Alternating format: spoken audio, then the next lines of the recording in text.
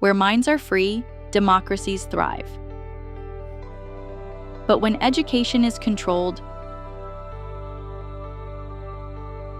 when students are discouraged from asking questions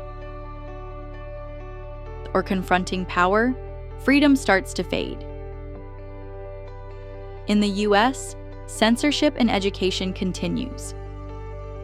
In fact, according to PEN America, it has just gone underground. Following the wave of open gag orders in 2021, which banned critical race theory and gender studies. In 2024, censorship has evolved. Today, censorship in the US is stealthy.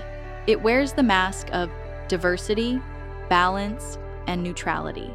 Legislators no longer speak of bans. Instead, they write laws framed around seemingly positive objectives.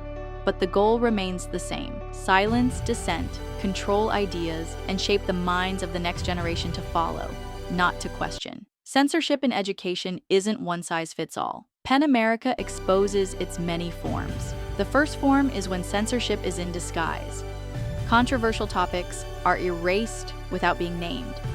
Vague laws ban so-called divisive content, demanding balanced perspectives, but in the end, only one viewpoint survives. There is no mention of slavery's legacy, no structural analysis of racism, no space for gender or queer theory. The second form is when censorship is indirect. Instead of banning content, these laws undermine the structures that protect academic freedom inside universities: tenure, faculty governance, and DEI offices. They shift power away from scholars and hand it to politically appointed boards. The message is clear: align with the ruling ideology or lose your career. Faculty senates are defunded. Tenure protections are removed. University presidents answer to governors instead to educators. The third form is when censorship is informal or jawboning. And sometimes there's no law at all, just pressure. Politicians call university leaders behind closed doors. They threaten funding, reputations, or investigations unless the school complies. Universities voluntarily cancel talks, pull books, or discipline faculty just to avoid conflict. There is no legal trail, just silence. A chilling effect on free expression.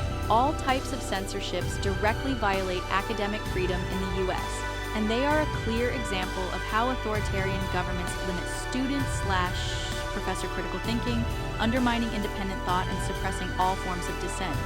Silent but ruthless, this wave of censorship is eroding the core of academic freedom. The state cannot interfere in curricula unless it meets strict legal and democratic standards. Legality, necessity, proportionality. Says the Principle 4, protection against state interference of the inter-American principles of academic freedom and university autonomy. No government may ban, restrict, or penalize the discussion of ideas or access to knowledge. Using accreditation, budgets, or intimidation to influence curricula is a violation of human rights. States must promote open dialogue, not punish disagreement. When dissent is silenced and critical voices are excluded, education risks becoming indoctrination. Dictates the Principle 15, inclusive dialogue in higher education. Authoritarian regimes always fear independent minds. That's why they attack education. Indoctrination replaces inquiry. Obedience replaces dialogue. Fear replaces freedom. Students and professors deserve more than silence. They deserve the right to ask hard questions, challenge power, and explore the truth. Because only in freedom can democracy thrive.